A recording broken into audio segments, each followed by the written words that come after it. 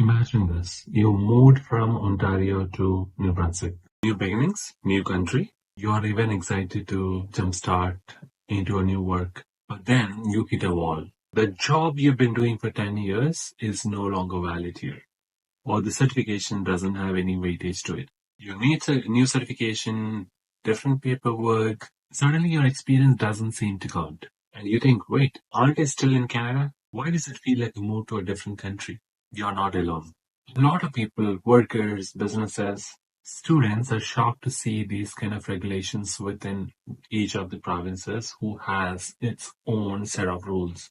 Things like not being able to move freely for work, facing different food, safety, alcohol-related regulations, paying extra just to ship goods for other provinces.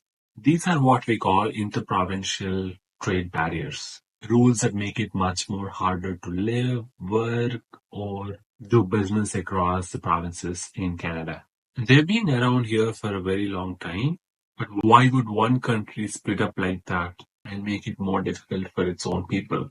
To understand that, we need to rewind back to Canada when it was formed. Back in the 1800s, the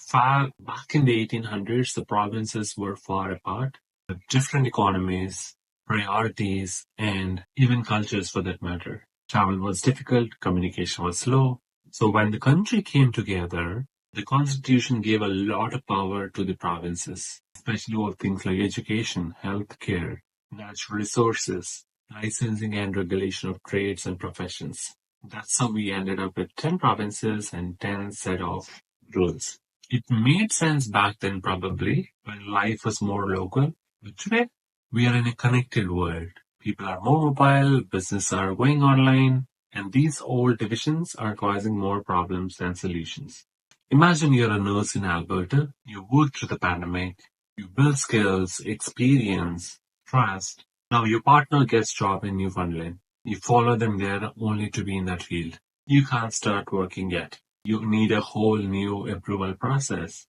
Or maybe you run a craft brewery in British Columbia and people in Saskatchewan love your beer, but you can't find out if you can ship it. There are liquor board restrictions, regulations, and sometimes even provincial bias. Now you think about a university graduate in Ontario, but now you must learn new tax regulations, pass new provincial exams, and even work in another language to get fully certified.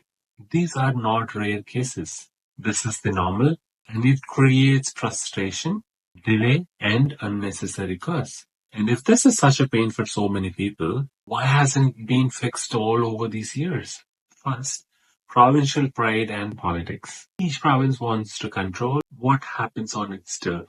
They want to protect local industries, jobs, and the standards. And second, it's about bureaucracy. Changing these systems take time, money, energy, and also require a lot of cooperation between each of the provinces. And let's be honest, how often do all 13 provinces and territories come to the same page and agree on something? Third, there is a fear of race to the bottom. If we standardize rules and compromise on some of the standards, some provinces worry that they have to agree on lower standards or give up what is unique to them. Even though we have agreements like the Canadian Free Trade Agreement, they are full of exceptions, loopholes, and delays. But while governments argue that people are the ones who pay the price, skilled workers can't find their jobs in their field. Businesses miss out on growth. Consumers pay more for the goods that are cheaper. Consumers pay more for goods that should be cheaper. And the weirdest part, it's often easier for a company in Europe to trade in Canada than it is for a company in Manitoba to operate in British Columbia. Think about that. We are more connected globally than we are internally.